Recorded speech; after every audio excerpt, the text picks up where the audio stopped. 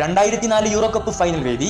അതെ, പോർച്ചുഗൽ ഗ്രീസുകാരോട് 1-0 എന്ന സ്കോറിന് പരാജയപ്പെട്ട ദിവസം. വർഷങ്ങൾ പലതും കടന്നുപോയിക്കൊണ്ടിരുന്നു. യൂറോ കപ്പ് 2008 ക്വാർട്ടർ ഫൈനൽ വേദി. പോർച്ചുഗൽ ജർമ്മനിയോട് 3-2 എന്ന സ്കോറിന് വീണ്ടും പരാജയം ഏറ്റുവാങ്ങിയ ദിവസം. എന്നാൽ 2012 യൂറോ കപ്പ് സെമി ഫൈനൽ പോർച്ചുഗലിന് ഏറെ ആശ്വാസകരമാകുമെന്ന് ആരാധകരൊക്കെ ഉറച്ചു വിശ്വസിച്ചിരുന്നു. നിർഭാഗ്യവശാൽ അന്നും സ്പെയിനിനോട് പോർച്ചുഗൽ പെനാൽറ്റിയിൽ പരാജയപ്പെടുകയാണ്. തുടരെ കിട്ടിയ ഈ തോൽവികൾ ഒരിക്കലും സാക്ഷാൽ ക്രിസ്ത്യാനോ റൊണാൾഡോ എന്ന ഇതിഹാസത്തെ ഒരിക്കലും തളർത്തി കളഞ്ഞില്ല. ഒരു കപ്പെങ്കിലും തനിക്ക് തന്റെ രാജ്യത്തിന് നേടിക്കൊടുക്കണമെന്ന വാശിയായിരുന്നു അദ്ദേഹത്തിന്റെ മനസ്സ് നിറയെ. 2016 പോർച്ചുഗലും ഫ്രാൻസും തമ്മിലുള്ള ആ വാശിയേറിയ യൂറോ കപ്പ് ഫൈനൽ മത്സരം അരങ്ങേറിക്കൊണ്ടിരിക്കുകയാണ്. എന്നാൽ മത്സരത്തിൽ 7ാം മിനിറ്റിൽ ആരാധക ലോകത്തെ മൊത്തം നടുക്കിക്കൊണ്ട് സാക്ഷാൽ ക്രിസ്ത്യാനോ റൊണാൾഡോ ഇഞ്ചുറിഡ് ആവുന്നത് നമുക്കവിടെ കാണാൻ കഴിയും. പക്ഷേ കുറച്ച് മിനിറ്റുകൾക്ക് ശേഷം അദ്ദേഹം ഗ്രൗണ്ടിലേക്ക് തന്നെ തിരികെ വരികയാണ്. എന്നിട്ട് തന്റെ സഹതാരങ്ങൾക്ക് വേണ്ട എല്ലാ നല്ല നിർദ്ദേശങ്ങളും നൽകിക്കൊണ്ട് ഒരു മാനേജറെ പോലെ അദ്ദേഹം ഗ്രൗണ്ടിന്റെ സൈഡിൽ നിന്ന് കളി നിയന്ത്രിച്ചു.